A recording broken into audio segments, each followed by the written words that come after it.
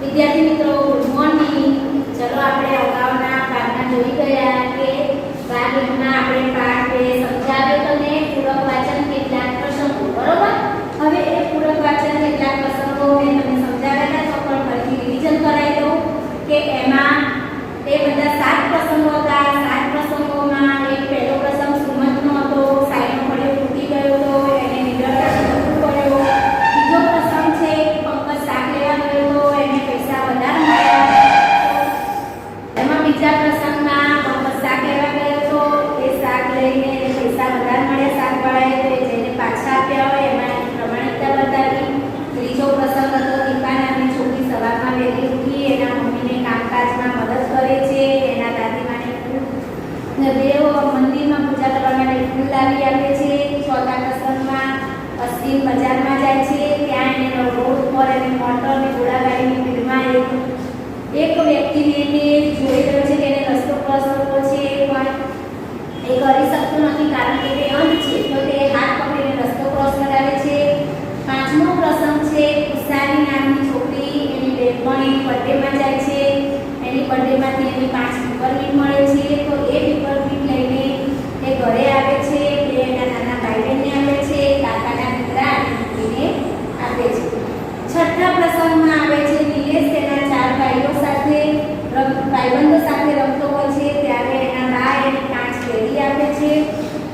ચારે ભાઈબંધોને એક કેરી આપે છે, એક કેરી પોતાના માટે રાખે છે, એ કેરી પોતાના માટે રાખેલી કેરી ખાવા જતો હશે ત્યાં એ કેરી ઉપર એક ગરીબ છોકરાની નજર પડે છે, તો એ ગરીબ છોકરાને એ કેરી આપી દે છે। એટલે એમ કરીને એનો પરગજુ એટલે બીજાના પ્રત્યે લાગણી દર્શાવે છે।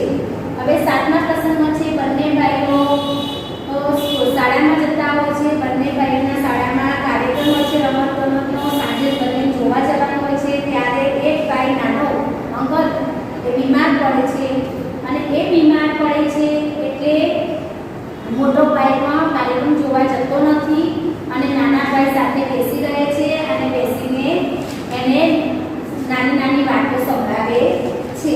તો આ પાઠનો સારાંશ હતો, આ મેં તમને સારાંશ કહ્યો। હવે જુઓ શબ્દ સમજૂતી તમારી ચોપડીમાં છે। કામ કરી એટલે કામમાં રચી પછી રહેનાર, કામ કરી એટલે આ કામમાં રચી પછી રહેનાર। વહાલ સોઈ એટલે વહાલમાં ઉછરેલી। લાડકવાઈ તમે ઘરમાં હોવ છો ને, લાડકવાઈ બધાના। પરગજુ એટલે પરોપકાર, બીજાનું આપણે સારું ઈચ્છીએ એમ પરોપકાર, બરોબર। હવે આ પાઠ અહીંયા પૂરો થયો, પણ આ પાઠ આપણે આમ પૂરો નહીં કરતા, તમને પરીક્ષામાં આમાંથી સવાલ જવાબ ને બધું આવે છે ને તો આપણે થોડા એના સવાલ જવાબ અને એ બધું તમને હું સ્વાધ્યાય એટલે સમજાવું છું અને લખાવું છું, એ તમે તમારી વિષયની નોટમાં આ બધું તમારે લખવાનું છે। હવે જુઓ કે પ્રશ્ન 1 વિકલ્પો લખો, બરોબર। પ્રશ્ન 1 વિકલ્પો લખો। બધા છોકરાઓ વર્ગમાં કેવી રીતે દોડી ગયા? આપણે પહેલા પ્રસંગમાં આવ્યું ને તે વર્ગમાં કેવી રીતે દોડી ગયા હતા? ધક્કા મુક્કી કરીને। કેવી રીતે? ધક્કા મુક્કી કરીને। કેવી રીતે દોડી ગયા? ધક્કા મુક્કી કરીને। પછી પંકજે શાક માર્કેટમાંથી શું ખરીદ્યું? પંકજે શાક માર્કેટમાંથી શું ખરીદ્યું? તો દૂધી। શું ખરીદ્યું? દૂધી લીધી ને 10 રૂપિયાની દૂધી। અશ્વિને કોને હાથ પકડીને રસ્તો ઓળંગાવ્યો? કોને હાથ પકડીને રસ્તો ઓળંગાવ્યો? અંધ વ્યક્તિને, જે જોઈ શકતો ન હતો। કોને? અંધ વ્યક્તિને। હવે એમાં પ્રશ્ન નંબર 2 નીચેના પ્રશ્નોના એક વાક્યમાં જવાબ લખો। નીચેના પ્રશ્નોના એક વાક્યમાં જવાબ લખો। એમાં પ્રશ્ન 1 છે સાઈનો પડ્યો કોનાથી તૂટી ગયો? કોનાથી તૂટી ગયો? સાઈનો પડ્યો બોલો જવાબ. સરસ. સુમનથી તૂટી ગયો. સાઈનો કળિયો સુમનથી ફૂટી ગયો. પછી શિક્ષક સુમન સામે શા માટે જોઈ રહ્યા? શિક્ષક સુમન સામે જોઈએ ને. શિક્ષકે સુમનને કહ્યું કે મેં હું ગુનેગાર છું. તો નીડર અને સાચા બોલા. નીડર અને સાચા બોલા. નીડર અને સાચા બોલા. સુમંતે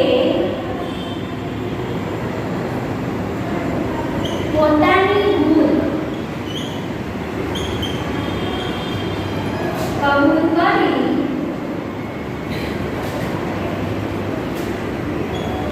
તેથી શિક્ષક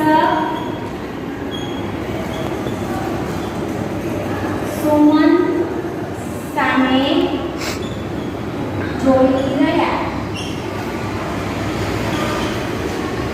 હવે પ્રશ્ન 3 આવે છે. 7 વાળો કંપાસ સામે શા માટે જોઈ રહ્યો? 7 વાળો કંપાસ સામે શા માટે જોઈ રહ્યો? તો એમાં છે પંકજે પ્રામાણિકતા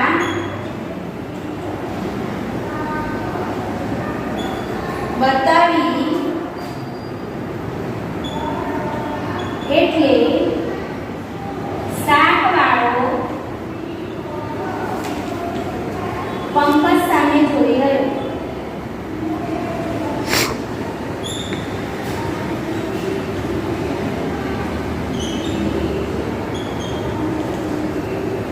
હવે નિલેશને બાએ શું આપ્યું? નિલેશને બાએ શું આપ્યું? નિલેશને બાએ 5 કેરી આપી. શું આપ્યું? 5 કેરી આપી. આ પ્રશ્ન 2 થયો. બરોબર. હવે પ્રશ્ન નંબર 3.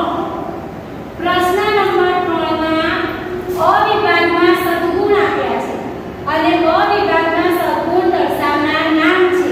તો બંનેને યોગ્ય રીતે જુઓ. આ અ વિભાગ છે અને આ બ વિભાગ છે. અ વિભાગમાં બધાએ જેને શું કામ કર્યું એ સદગુણ આપ્યા છે અને આ કોને કર્યું એના નામ દર્શાવ્યા છે. તો આમાંથી કયું નામ કોની જોડે મેચ થાય છે? કયો સદગુણ કોની જોડે મેચ થાય છે? એનો જવાબ આપણે અહીંયા લખીશું. તો નીડરતા કોનામાં હતી? સુમંતમાં. કોનામાં હતી? સુમંત. પછી પ્રામાણિકતા. પ્રામાણિક કોણ હતો? પંકજ. કોણ હતો? પંકજ. પછી કામગરી કોણ હતી? દીપા. કામગરી કોણ હતી? દીપા. પછી દયા કોનામાં હતી? અશ્વિન. દયા કોનામાં હતી? અશ્વિને. અન્ય વ્યક્તિને રસ્તો ક્રોસ કરાવ્યો હતો ને, તો અશ્વિન. પછી બહાર સોયા કોનામાં હતું? ખુશાલીમાં. એને એના નાના ભાઈ બહેનને ચોકલેટ આપી હતી ને. પછી કરગજુ કોણ હતો? નિલેશ. અને પ્રેમાળ કોણ હતું? મનન. બરોબર. આપણે અહીંયાથી શોધીને અહીંયા જવાબ લખવાના હતા. લખી દીધા. હવે પ્રશ્ન નંબર 4. કૌંસમાં આપેલા શબ્દોમાંથી યોગ્ય શબ્દ પસંદ કરી ખાલી જગ્યા પૂરો. કૌંસમાં આપેલા શબ્દોમાંથી યોગ્ય શબ્દ પસંદ કરી ખાલી જગ્યા પૂરો. હવે અહીંયા 2 કૌંસમાં તમને શબ્દો આપ્યા છે. એમાંથી તમારે જે શબ્દ તમને યોગ્ય લાગે એ ખાલી જગ્યામાં પૂરવાનો. પંકજ તરત જ ખાલી જગ્યા. એમાં 2 આપી છે. જુઓ, પાછો ફર્યો અને પાછી ફરી. તો શું આવે? ફર્યો આવશે કે ફરી? પાછો ફર્યો. પાછો વળી એમ ના આવે, બરોબર? દીપા કેવી ખાલી જગ્યા છે, કામ કરો કે કામ કરી, કેવી છે, કામ કરી.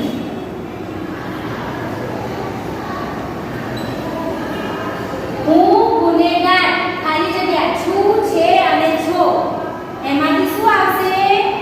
હું ગુનેગાર છું. શું આવશે? હું ગુનેગાર છું. બરોબર? આ પ્રશ્ન 4 ખાલી જગ્યા. હવે પ્રશ્ન 5. પ્રશ્ન 5 નીચે ખરા વાક્ય સામે ખરાની અને ખોટા વાક્ય સામે ખોટાની નિશાની કરો. હવે એમાં એક નંબર છે, દાદીમા દેવ સેવા માટે દીપાને ફૂલ લાવી આપે. સાચું કે ખોટું? ખોટું. કેમ? દાદીમા લાવી આપતા હતા? ના, દીપા દાદીમાને લાવી આપતી હતી, એટલે ખોટું. પંકજે શાકવાળાને ભૂલથી વધુ પૈસા આપ્યા. સાચું કે ખોટું? બોલો તો. ખોટું. કેમ? પંકજે શાકવાળાને ભૂલથી પૈસા વધુ નહોતા આપ્યા, શાકવાળાએ પંકજને પૈસા આપ્યા હતા. ખુશાલીની વર્ષગાંઠ હતી. સાચું કે ખોટું? ખોટું. કારણ કે ખુશાલીની વર્ષગાંઠ હતી, એની ફ્રેન્ડ પૂજાની હતી. બાએ નિલેશને 5 કેરીઓ આપી. સાચું કે ખોટું? સાચું. કેમ? બાએ નિલેશને 5 કેરી આપી હતી. બરોબર? હવે પ્રશ્ન 6 નીચેના શબ્દોના સમાનાર્થી શબ્દ લખો. એના જેવા સમાન અર્થવાળા શબ્દ લખો. ગુનેગાર. ગુનેગાર. ગુનેગારનો સમાનાર્થી શું થાય? અપરાધી. શું થાય? અપરાધી. પછી નંબર 2 નીડર. નંબર 2 નીડર તો બહાદુર. નીડર તો બહાદુર. નંબર 3 ધમાલ. ધમાલ તો ધમા ચકડી. તમે મચાવો છો ને, ધમા ચકડી. પછી નંબર 4 રસ્તો. રસ્તો તો માર્ગ. રસ્તો તો માર્ગ. હવે પ્રશ્ન 7 નીચેના શબ્દોના વિરુદ્ધાર્થી શબ્દ લખો. નીચેના શબ્દોના વિરુદ્ધાર્થી શબ્દ લખો. એમાં જુઓ, સમાન અર્થવાળામાં એના જેવા શબ્દો આવે અને વિરોધાર્થી. વિરોધાર્થી એટલે એનાથી ઊંધા, એનાથી અવળો, ઉલટા શબ્દો આવે. નીડર. નીડર એટલે બહાદુર. તો નીડર તો ડરપો. એટલે એને આપણે ચોકડી કરીને બતાવીએ. ડરપો એનાથી વિરુદ્ધ. નીડર તો ડરપો. પ્રામાણિક તો અપ્રામાણિક. પ્રામાણિક તો અપ્રામાણિક. પછી કામગરી. કામગરી એટલે બહુ કામ કરતી હોય તો જે કામ ના કરે એને આપણે શું કહીએ? આળસુ. શું કહીએ? કામ કરી તો આળસુ. પછી ગરીબ. સાવ ગરીબ હોય તો બીજો કોણ હોય? પૈસા વાળો. તવંગર. શું કહેવાય? તવંગર. પૈસા વાળો, અમીર. હવે નીચેના શબ્દોની સાચી જોડણી લખો. નીચેના શબ્દોની સાચી જોડણી લખો. અહીંયા શબ્દો આપ્યા છે પણ કેવા છે? ખોટા છે. હવે એમાં આપણે સાચા શબ્દો લખવા છે. આ ખડીઓ લખ્યો આ રીતે તો સાચો શબ્દ છે? ના.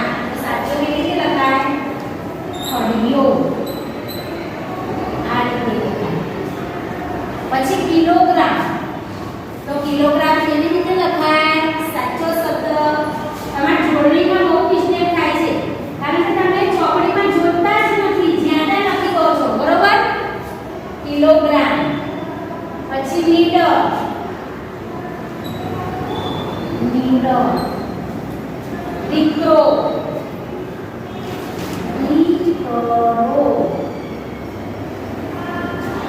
કાર્યક્રમ. તો જુઓ કાર્યક્રમ ર બોલાય છે વચ્ચે પણ લખાય નહીં. કાર્યક્રમ. કાર્યક્રમ. બરોબર.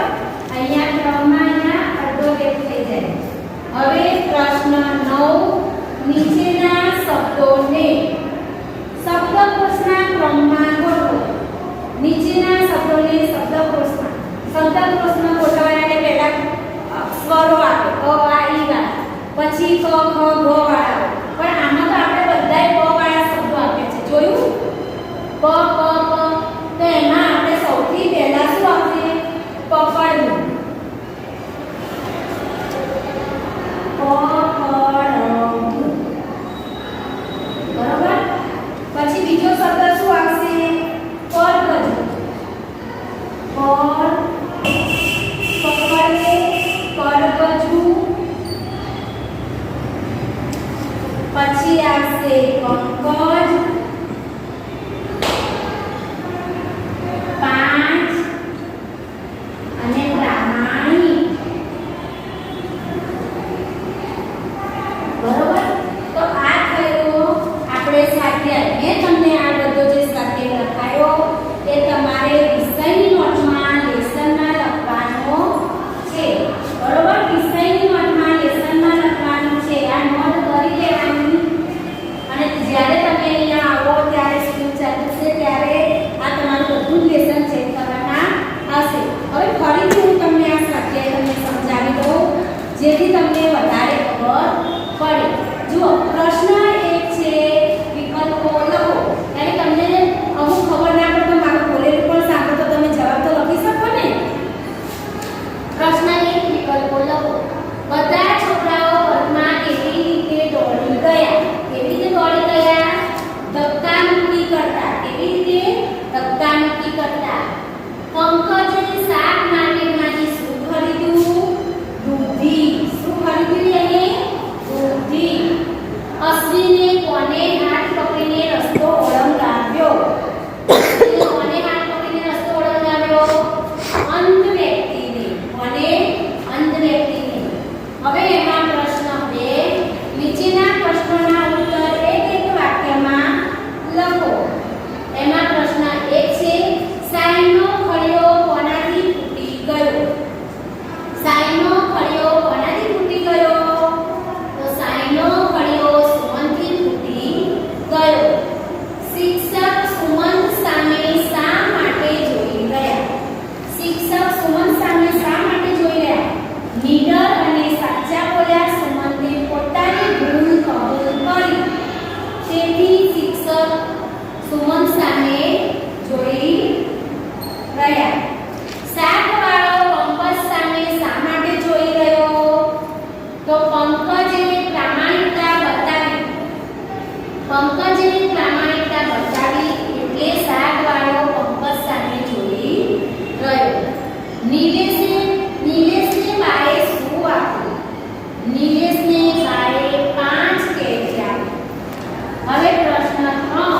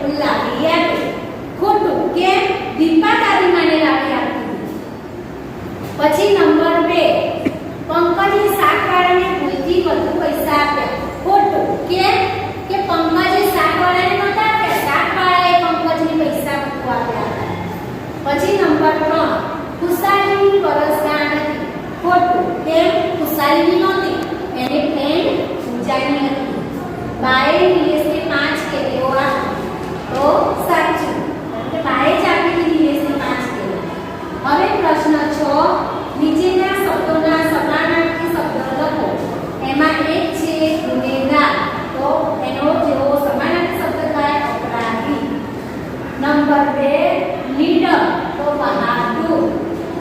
નંબર 3 ધમાલ ચકડી, ધમાલ તો ધમાલ ચકડી. નંબર 4 રસ્તો તો માર્ગ. હવે પ્રશ્ન 7 નીચેના શબ્દોના વિરોધાર્થી શબ્દ લખો. એમાં છે નીડર તો ડરપો, પ્રામાણિક અપ્રામાણિક, કામ કરી, આળસુ, ગરીબ, તવક્કલ. પ્રશ્ન નંબર 8 નીચેના શબ્દોની સાચી જોડણી લખો. બરોબર, આ ખડીઓ લખે છે પણ આ કેવો શબ્દ છે? ખોટો. આ સાચો શબ્દ આ રીતે લખાય. કિલોગ્રામ, આ કિલોગ્રામ લખે છે પણ ખોટો શબ્દ છે. સાચો શબ્દ આ રીતે લખાય. નીડર તો નીડર આ શબ્દ લખ્યો છે ખોટો છે. સાચી જોડણી આ રીતે લખાય. દીકરો, આ દીકરો લખ્યો એ ખોટું છે. સાચી જોડણી આ રીતે લખાય. ગુજરાતી ભાષામાં જોડણીની ભૂલો નીકળે. કાર્યક્રમ, આ કાર્યક્રમ લખ્યું એ ખોટું છે. આ કાર્યક્રમ સાચો છે. બરોબર. હવે નીચેના શબ્દ પ્રશ્ન 9 નીચેના શબ્દોની શબ્દકોશના ક્રમમાં લખો. તો એમાં આપણે શબ્દ પંકજ, પ્રામાણિક, પાંચ, પકડવું અને પરગજ. તો એમાં સૌથી પહેલા આવશે પકડવું, પછી આવશે પરગજવું, પછી આવશે પંકજ, પછી આવશે પાંચ અને પછી આવશે પ્રામાણિક. આપણો આ